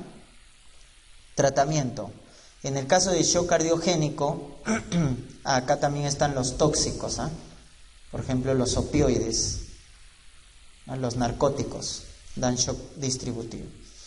Muy bien, en el tratamiento, en el shock cardiogénico, igual, hay que darle oxigenoterapia, fluidos a discreción, porque recuerden que es falla del corazón y maneja mal el volumen. Entonces, lo más importante, oxígeno, fluidos a discreción, porque recuerden que hay congestión pulmonar. Si le pasas mucho fluido, va a haber más congestión. Entonces, hay restricción de fluidos. Excepto, ¿en qué infarto le pasas bastante fluido? Cuando es ventrículo derecho. Cuando el infarto es del ventrículo derecho, ahí sí pásale bastante fluidos. Pero si es de infarto de ventrículo izquierdo, no.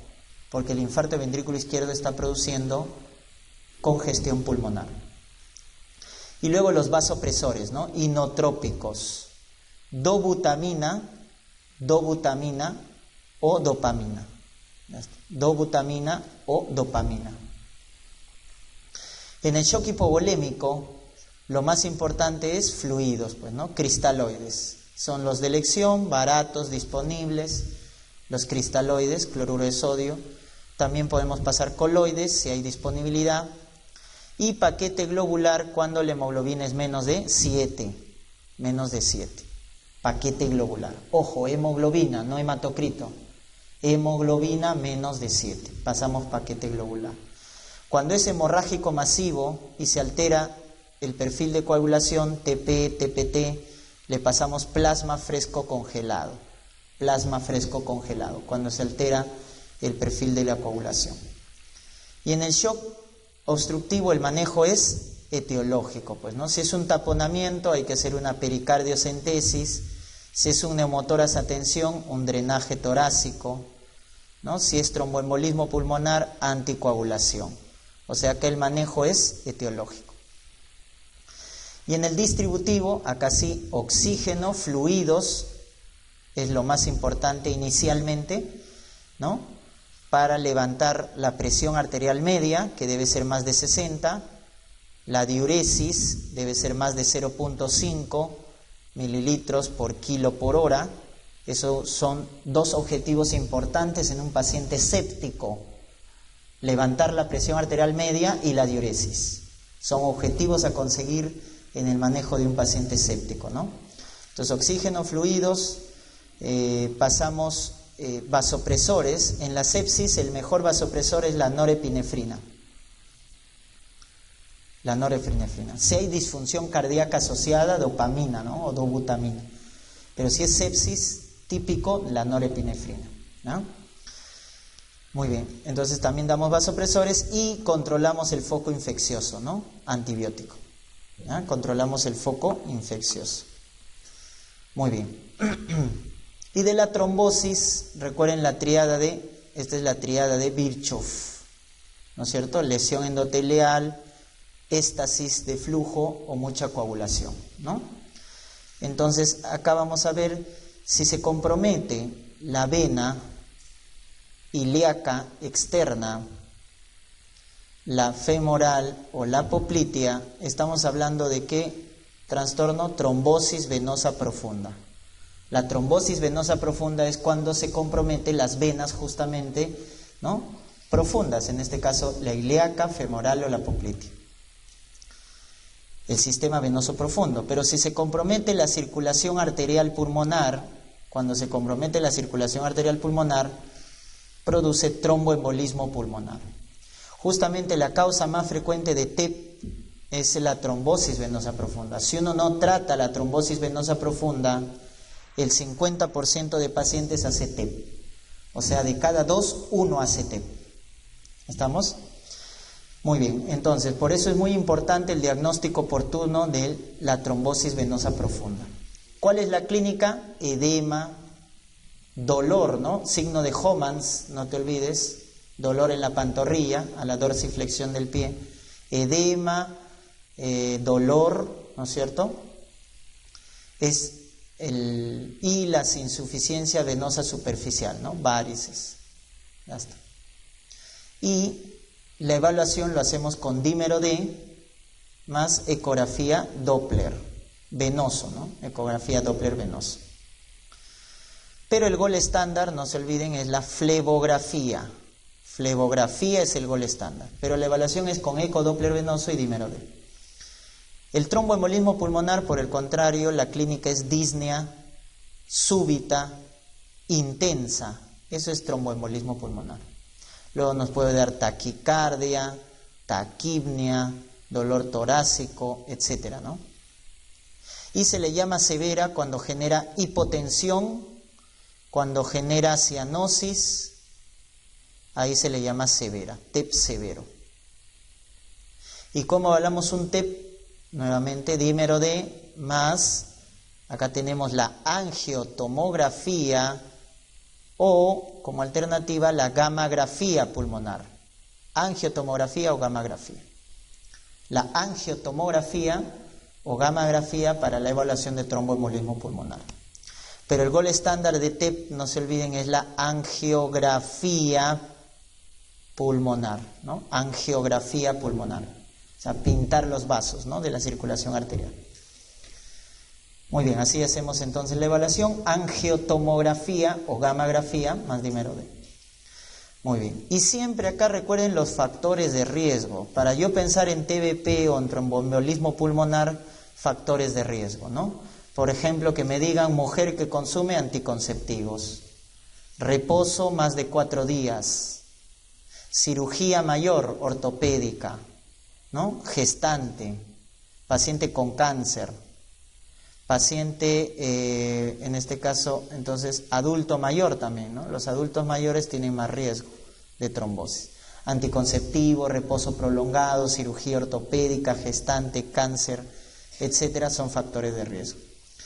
El tratamiento, en el caso de TBP, es anticoagulación, ¿no? Entonces hacemos anticoagulación con heparina y por vía oral con warfarina, ¿no? Vía parenteral, heparina, vía oral, warfarina. En el TBP anticoagulamos. En el TEP también hay que dar anticoagulación, pero vamos a dar también fibrinolíticos. ¿Pero en qué casos? Cuando es severo. Cuando tengo un TEP severo, además de anticoagulación, se le da fibrinolíticos, ¿no? Y ese es el tratamiento. Muy bien, en el caso del RCP, ya para terminar, en el caso del RCP básico, no se olviden que en adultos y en infantes, ¿no? Acá estamos hablando, en infantes estamos hablando de niños y lactantes, ¿no? La secuencia del RCP básico es CAB, ¿no es cierto? CAB, o sea, se le da más prioridad a las contracciones. En el RCP neonatal, lo van a ver con el doctor Ortiz en pediatría, es ABC todavía, ¿no? Es ABC. En el neonato, en el recién nacido es ABC. Que se ha modificado es a partir de los lactantes adelante CAB.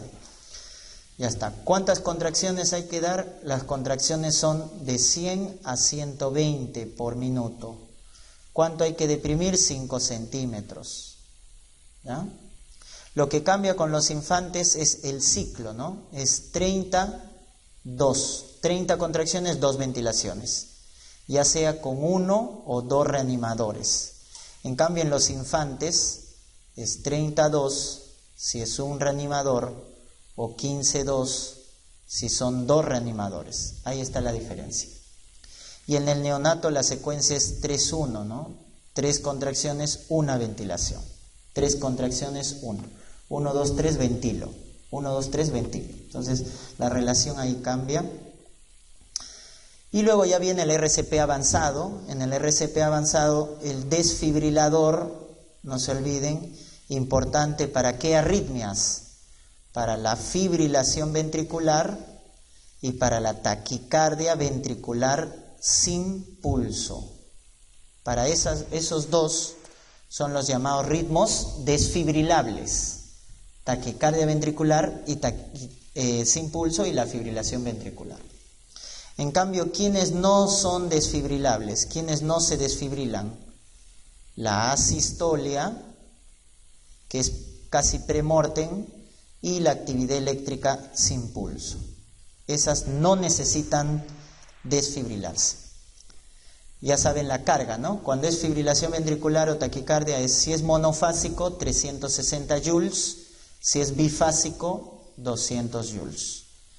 ¿Qué pasa si me dicen paciente refractario a la desfibrilación? O sea, la has desfibrilado, 1, 2, 3, y no sale, se le da un bolo de amiodarona. Bolo de amiodarona.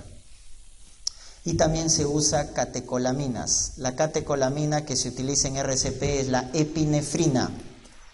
¿Ya? Entonces, amiodarona, epinefrina. Muy bien. Y en los no desfibrilables, no te olvides que cuando tenemos la actividad eléctrica sin pulso, debemos descartar causas secundarias. ¿Cuáles son las causas secundarias de actividad eléctrica sin pulso? Acidosis, hipercalemia, ¿no? Acidosis, hipercalemia, hipotermia, hipoglicemia, ¿no? Acidosis, hipercalemia, hipotermia, hipoglicemia. Y también lo que hemos mencionado en el shock obstructivo, ¿no? Taponamiento cardíaco, neumotoras a tensión, tromboembolismo pulmonar o tóxicos. Y ahí a la cabeza los que generan paro, los opioides. Por eso en el RCP avanzado, dentro de los fármacos también está naloxona, que hay que dar porque es antagonista de los opioides, ¿no? Muy bien, con eso hemos terminado la parte de cardiología, ¿ya?